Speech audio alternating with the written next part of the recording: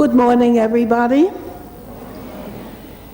It is such a gift for me and an honor to be here with you today.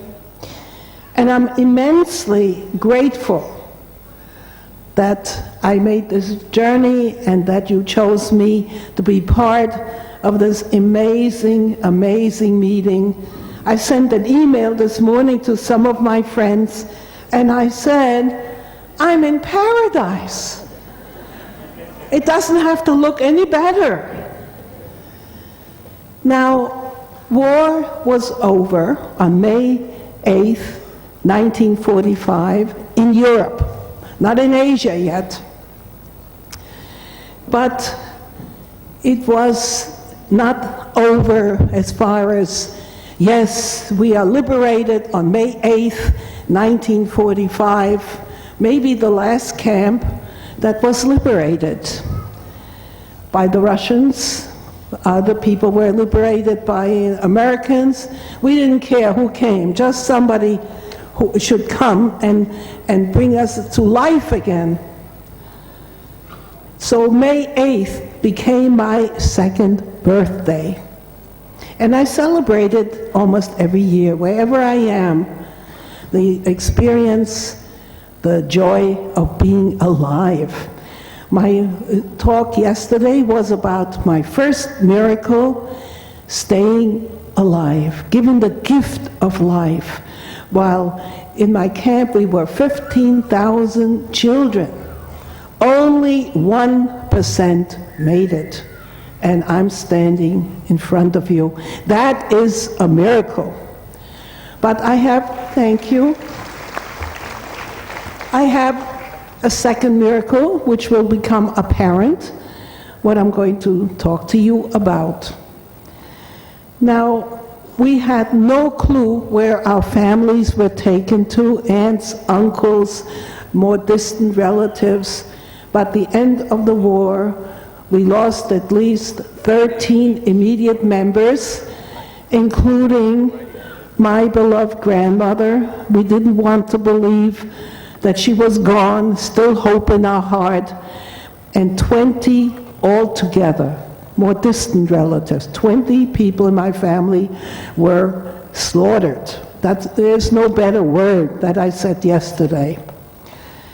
Now, we had a tremendous typhus epidemic at the end of the war. They brought in people from other camps who were not liberated yet, because Eichmann still wanted to kill every single Jew in Europe. Auschwitz was liberated in January, but the war was still going on, and the Holocaust was still going on. That's why even gas chambers were being prepared in Terezin, where I was. They were not complete yet, and they were bringing in these horribly, horribly sick people from Buchenwald, from other places where they were not liberated yet. And they kept all that from us about gas chambers. In fact, there was a family camp in Auschwitz. They called it the Terezin Family Camp. And they had to write back to us, "Oh, it is so nice here. Come and join us." That family camp was completely liquidated, and soon afterwards. Now, we were on quarantine right after the war. Even it was written up in the New York Times, and we could not go home.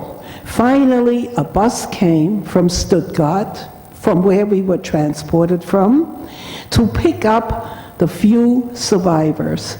There were a few transports that landed in Terezin. Ours was the first one, and we were at one time about 1,200 people close to it. At the end of the 30 years, there were 13 survivors, 13.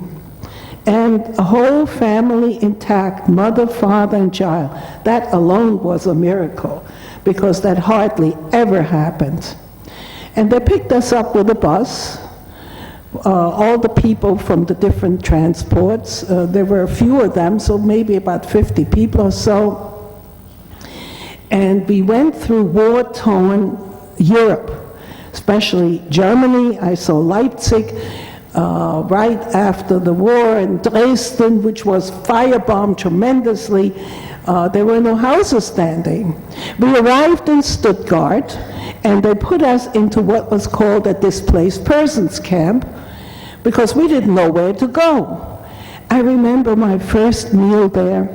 They had beautiful white tablecloths on the table, and they gave us a chicken noodle soup. This was the first good meal I had in 3 years, because it got so bad in terrorism that we would even eat dandelion leaves. You had no vegetables. So to have a real bowl of soup, I ate it so slowly just to taste every little drop. And we stayed there a very short time and made our way back to my grandmother's little village, hoping maybe she did survive, maybe. We went back, and that house was taken away when we were deported. And there were people living there. And they prepared one room for us in our own house. That house belonged to us. There were people there, living there. Of course, my grandmother wasn't standing at the door. It became really apparent to us she will never come back. And we moved then to a neighboring town, got an apartment, and life was good. I went back to school. I didn't know what grade I belonged to. 4th grade, 5th grade. I never even finished my 1st grade. And I will say, the children and the people at that time were quite nice to us. Of course, everybody said, well, we didn't know about that, we feel bad, and all that. And we were asked, can you point out some of the people who did harm you at that time, who were bad to you? And we did not point to anybody. We stayed in Germany about 9 months. My father had his business again. He was selling dry goods. It started out on a bicycle, then got bigger, and we were doing very nicely, and life was good, but not good enough. The memories were absolutely too strong, and we needed to leave. And President Truman of the United States opened the doors to these refugees. We got on the second boat that came here. We had already papers to go on the first. But my father had to take care of some things. And we came to New York in May 23rd, 1946. I was 11 years old. These were troop transport ships, very rickety. They were built very quickly to bring the troops to Europe for the fighting in World War II. Many of them cracked up in the mid-ocean. And it was a very rough crossing. Took 10 days, and everybody was sick. Now the men slept on hammocks under the waterline, women and children A and B deck. And believe me, there weren't very many children on that boat, because most of the children had been killed. We arrived in New York Harbor, and my mother had a brother in New York who was actually fighting in World War II for the Americans. Very big battles, Anzio, Cassino, huge battles. And they lived in an apartment, very crowded. My aunt and uncle had their father-in-law living there. And soon afterwards, there was a distant cousin who took me in. They had 2 children, so I went to school with them for a few weeks until school closed. I didn't speak any English, and I had to learn.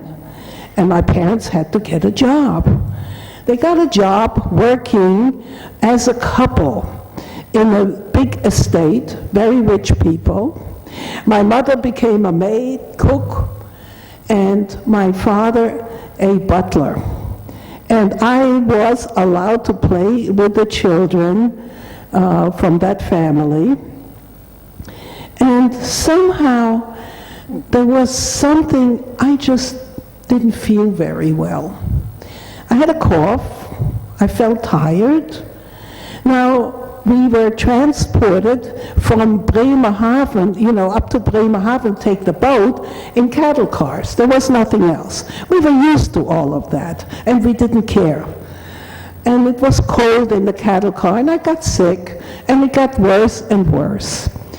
And the woman who owned, the owner of this estate said, I don't like her coughing like that. We have to take her to the doctor.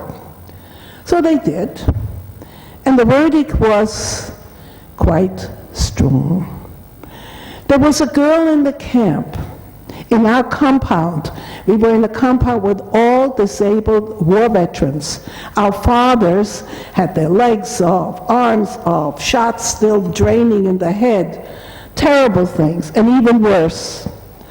And one child, there were children there too, and we played with them, as best as we could. I told you yesterday of the conditions there.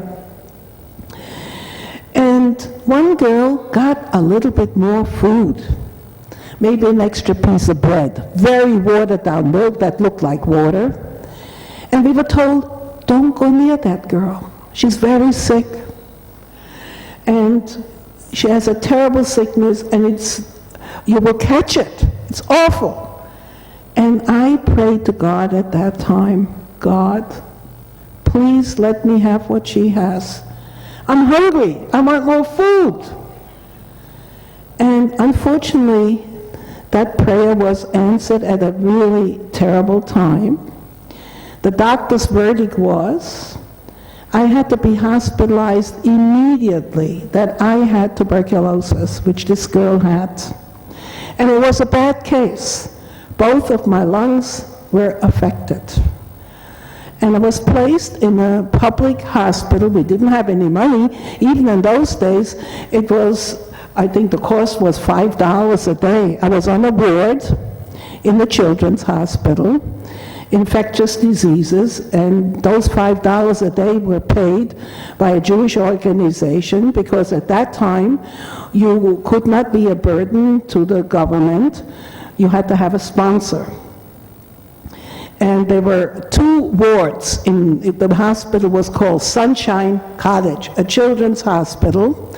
One ward was polio downstairs, and up Ward 200 was tuberculosis.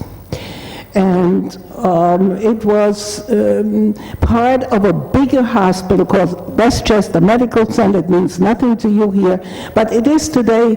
The center is a very big place, and the hospital does not exist anymore. Only the building, it's an office building, because in the meantime, polio was almost eradicated with the vaccines and so forth, and tuberculosis was also in better shape. They could close it down.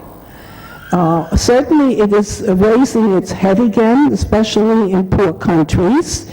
It never really went away. It's a disease that has been here for thousands of years. It never died out. And what was the cure? We had two sides to the ward. One side was the girls' end, the other the boys' end. One bed next to each other, total bed rest. And we were in bed I was in bed for 2 years on total bed rest. There was no cure at that time. Either you rested, or you got better by yourself, or you died. Because many of the parents of these children were already orphaned, lost their parents from that dread disease. There was no cure. There was nothing that would cure it, nothing but bed rest. And what was a day like? There were days when we got medical procedures like the gastric test. Every other week we would get this hose down our nose, had to swallow it. It was awful, into your stomach to test how far, if you were still infectious. And I counted them, over 50 of them I had. Torture, total torture. We had a little bit of schooling. The teacher would come at our bedside, but most of our time we were too sick, so there was nothing. But I learned English. That was very important to me. My parents got me a radio, and I learned it from that, and children's books. I wanted so much to be a real American and learn that language. And one thing, my constant companion was my doll. She sat right next to me on the little cart that was there. And there was also some religious training. A Protestant preacher came in to have Sunday school, and I remember I never knew anything about Jesus before. I mean, I'm Jewish. And I thought it was so fascinating. I collected every little booklet that he gave, but I also became friends with a Catholic priest and doctor who was very involved in that, and she said, I'll buy you a beautiful white dress, have your communion, please join us, you look like a bride. But I sort of thought it over, no, I don't think I can do that, I'm not really Christian. But I did attend services in the Catholic chapel. They put a chapel, once it was Protestant, once this. I was the only Jewish child in that hospital, and of course, Jews are not allowed to eat pork and some other foods, but my mother said, eat whatever they give you, I want you to get well, the sooner the better. I remember being wheeled on the wheelchair to go to the Catholic service, and I said my prayers in Hebrew, and I said, God hears everywhere. It doesn't matter where you pray. He is everywhere. And I felt I needed to have some religion. I needed to be in a holy place somehow. And that lasted for 2 years. And I didn't get much better. And my parents had enough. By that time, they had an apartment in Brooklyn, 3rd floor walk-up, cold water flat. We had to heat up with kerosene stove. And they took me home. They permitted me to go home, but I still was not in good shape. Couldn't go to school. The Board of Health told me that I'm not healthy enough. I'm still contagious, and I cannot go to school. So they supplied a homeschool teacher, and she was an elderly lady. She couldn't walk the 3 flights, so I had nothing. But I had the books. They gave me the books to read, and I didn't have any friends, and that was the worst for me. In the hospital, I had friends. All of a sudden, I have nobody, and I was quite upset about that. And at that time already, I started to write little poems, little things. Keep talking. Just got to get the mic away from Okay. Just to keep myself busy. And so finally, I got even worse. And at that time, there was a new drug that was discovered. I was getting worse and worse. I was hemorrhaging. I had absolutely no energy left. They call TB consumption. That is one of the names they give it, the white plague, consumption. And I had absolutely no more energy, even to sit up in bed and bringing up blood, etc. I was in very bad shape. The doctor I had in the hospital didn't want to see me anymore. He said, you have to go closer to another doctor. And who actually was my miracle worker, he said, just now a new drug was discovered. The first one ever against tuberculosis, and that was streptomycin. And that was my second miracle. And there were 2 very painful shots twice a day, intramuscularly, for a whole year. But after that, I felt better. By that time, I was 15 years old. I needed to go to a real school.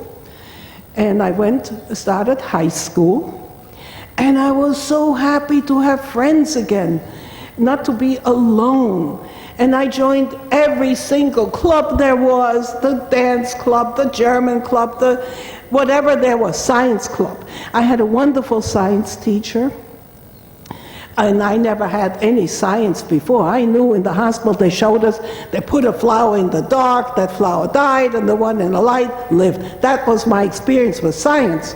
But this teacher made it so interesting. And I said, I like this. And he liked me too. And he said, maybe you'd like to study this someday. And I did. And that's how I got involved in science. And I went to summer school every year because our high school is 4 years. And I didn't want to be 19 years old to graduate while everybody else is 18 or 17. So I went to summer school every year to pick up these extra credits, and I finished high school after 3 instead of 4 years. And I caught up. Thank you. And I graduated with honors, and I knew I wanted my chosen field. I want to be a doctor. The man in white was so much my savior. All I had been around were doctors, hospitals, etc. Then, when I finished high school, I chose college. I was accepted. And of course, you have to have your x-rays taken and all that. I didn't want them to know. I had this history. I thought they'll throw me right out.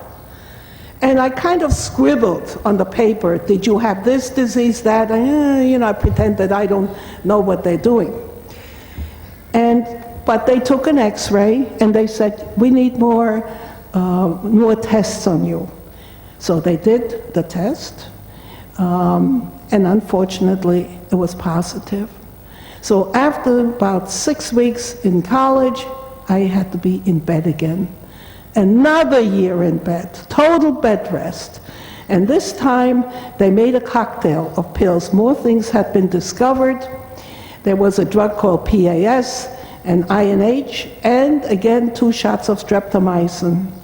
The pills made me very sick. There were 26 pills a day, every day, and 2 shots. I took them in my arm, I took them in my legs. There was no more place to put the shots. In the beginning, my mother was told, you can give it to her. And I would tell her, she was not a nurse, stick it in already. And she said, I can't, I don't want to hurt you. I said, do it, you need to do it. Then we had to take somebody to help us. So finally, I started college, and that summer before college, I just had a wonderful time. I was going out with boys. I had the time of my life, and that's when I got sick again, lost weight, and then finally I started college, and as a pre-med. And I felt quite good, but they told me I cannot walk the stairs, I must take the elevator, and I was hiding. I didn't want anybody to think I am different.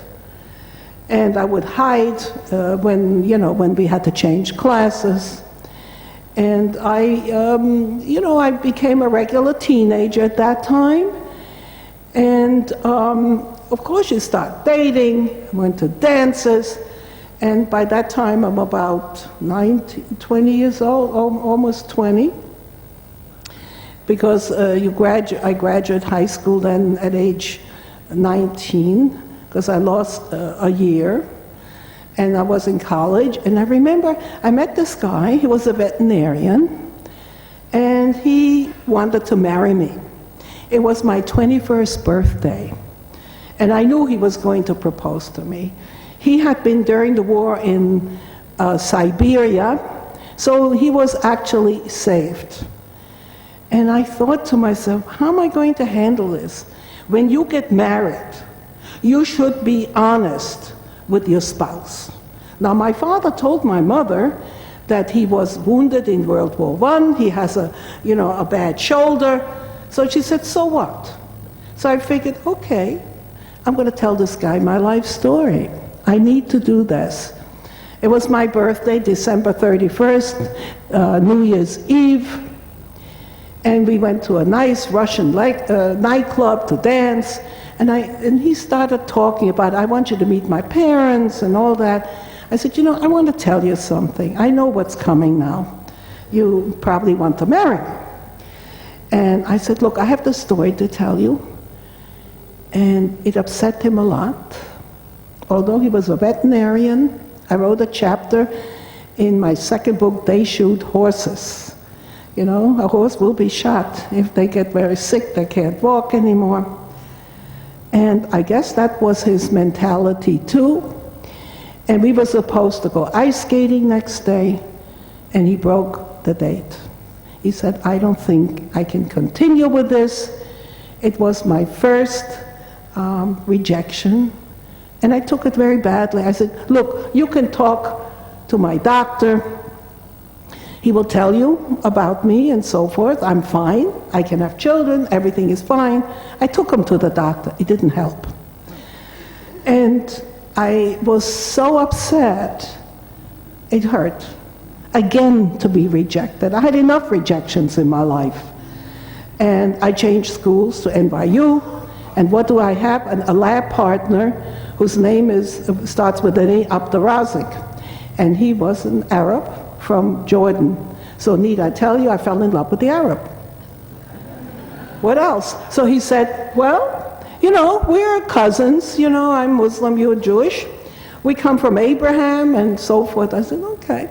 So, we didn't get married, but, you could see that you can fall in love with somebody who's totally different and so forth. That didn't work out, but my father would have killed me anyway, not to marry somebody in my own religion. And that happened another time like that, even with a medical doctor. And then I got fed up with the whole thing. I said, look, I'm not going to get any more rejections. It's okay, so I don't get married. It's fine. I can live too. And I finished college and became a chemist. Worked for many years as a chemist. And some years ago, there was a newspaper I read, in a Jewish paper called A Dose of God. Now, usually I would say, oh, that's hocus pocus, it is,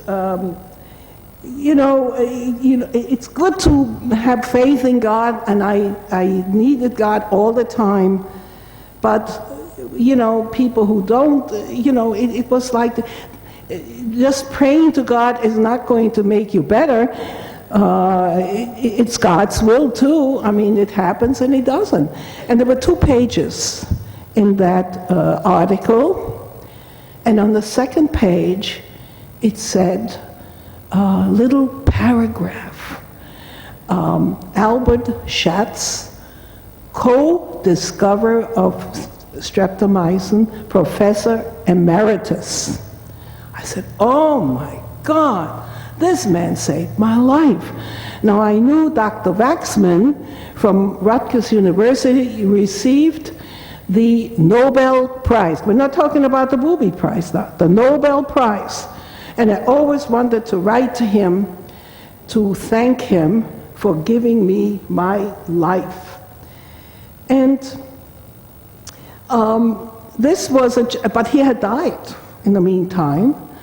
And I called up the newspaper immediately. I need to meet this man. He's probably not young anymore. I need to thank him for giving me the gift of life. And I wrote a letter, and he called me up. He lived in Philadelphia. And he told me this incredible story, how he signed the patent with him. He was a poor farm boy who wanted to become a better farmer and went to study at Rutgers University. He was the first one to graduate from a university, and he came in graduate number 1. So Waxman gave him a job. He got the least money any of his students got, and he made the discovery at age 23. He slept in the basement many times. Later on, he got married. He even took his test tubes with him on his honeymoon. And then he told me that it was an amazing, amazing story. He sued Waxman, was in the New York Times, that he was the co-discoverer of this amazing drug. Amazing. Even it would be used today for other diseases, for the plague, if there's an anthrax, attack. And we wrote a book together, Finding Dr. Schatz. We made a documentary film, and now when I come back, Merck was a company that produced it, and they invited me to make a broadcast to 70,000 people, all the employees they have around the world, telling my story. I mean, this was just plain amazing. Now I know I have about 10 minutes left. I worked for 38 years for medical research and clinical work, and my dream to become a doctor did come true up to a point. I got my acceptance in Heidelberg Medical School, which was at one time the best medical school in the world, actually. I didn't try in America. I was a little older. I was over 30. And I didn't feel my health was good enough, and by that time it was. I had worked already about 10 years, and I got accepted, and I went to Europe, quit my job where I worked, and they were singing Nazi songs at night. I had to go first to have my credits evaluated, and I opened my windows in this little village where I stayed, ready to start school. And I couldn't believe it. They were singing, Kameraden und Genossen marschieren auch in unseren Reihen mit Ost-West-Song. I couldn't believe it. This is 1968. How could it happen? I called up my mother. I said, they're singing Nazi songs. So she said, I told you not to go. You don't listen to your mother. Mother knows best. And I went back to work for some quite famous people. But I would like, before I end, so this was my second miracle. And it came out at the time when I was absolutely at death's door. I even wrote a poem about when will death come to me. I mean, I was finished, done. But I always had hopes, I'm going to fight this no matter what. I want to be a normal person again.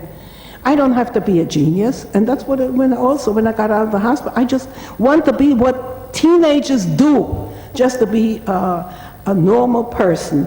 Now, I am here today. I mean, I speak all over, and I would like to take about 5 minutes to let you ask me some questions. Very important. Don't waste the time. Ask me, because the opportunity to speak to a survivor is becoming almost nil. We're getting older, and you're at the far end of the world. That's even more difficult. So please ask me. No question is stupid. It's stupid not to ask. Because later on you have to read all of this in books. And, books are books. They're fine. Or in films, Hollywood, people can tweak things. I can take 2-3 questions, and then I want to finish the program. Please, anybody have a question? Nobody? Come on, question. Yes, please. Loud, maybe. Did you have many friends, and were they Jewish? When? In America? Yes, in America. Not necessarily Jewish, no. I have friends today, for instance, every color of the rainbow. I live in New York City, in the borough of Queens, which is the most diverse place in the whole country. I live in a row house between a Muslim, very devout Muslim family from Bangladesh and one Hindu family from British Guyana. Now it's called Guyana. The walls are the same. Then there's a Christian house. And you know, the Muslims don't like the Hindus don't like the Muslim. I'm the buffer, I'm the Jew in the middle. But that's not how it is in my neighborhood. We all are friends with each other. And I wish the world would be like that. Anybody else have a question? Yes? How many times do? Few times. Oh, I have breakdowns in between. But now I'm already negative since 1950. When is it now? The last time was 58 was the last time I had anything. I'm totally fine. I mean, I was accepted to medical school knowing my history. You had to give a medical history. Now, if you don't have questions, I will add one thing.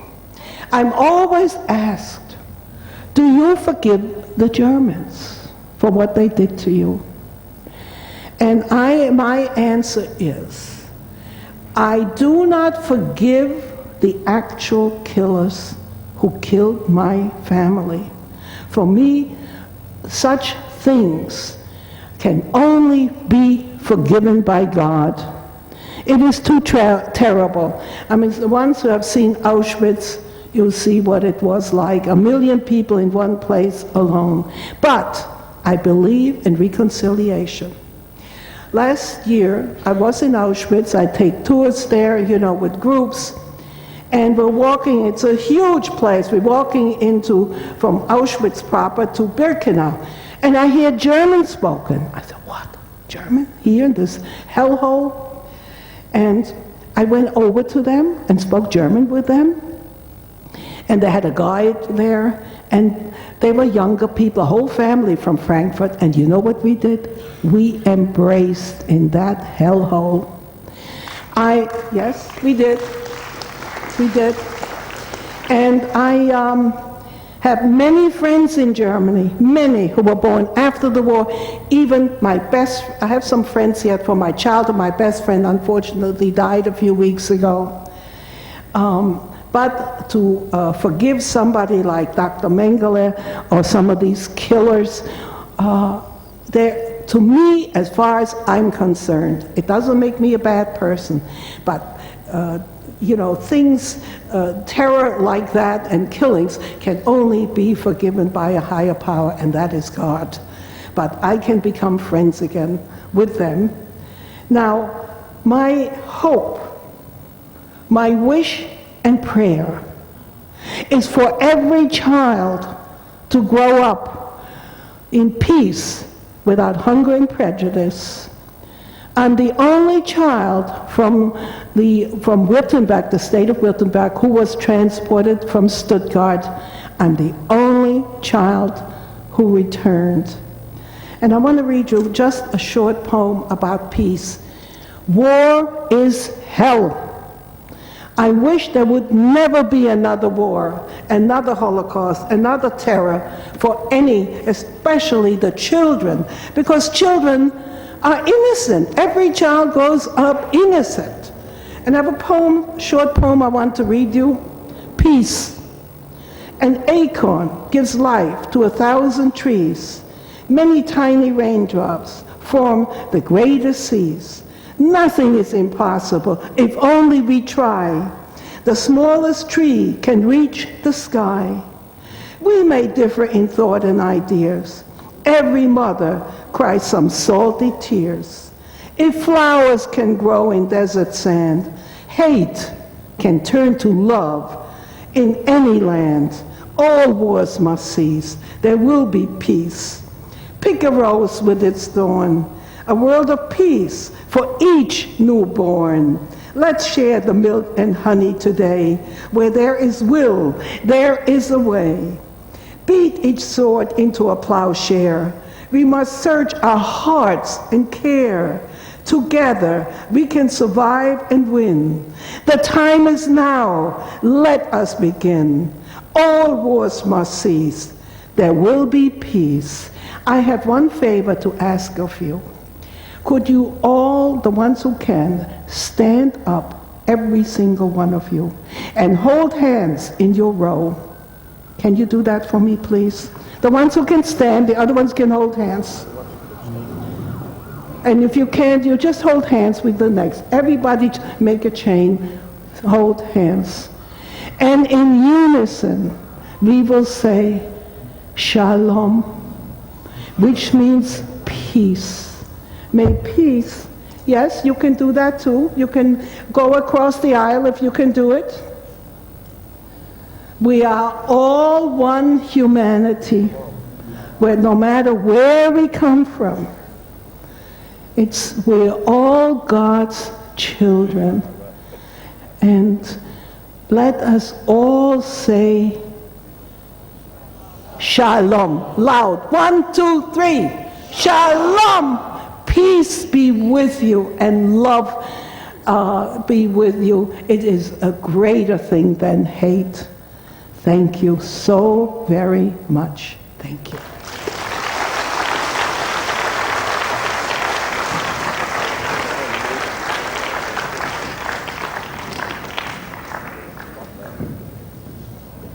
Now you can eat, I suppose.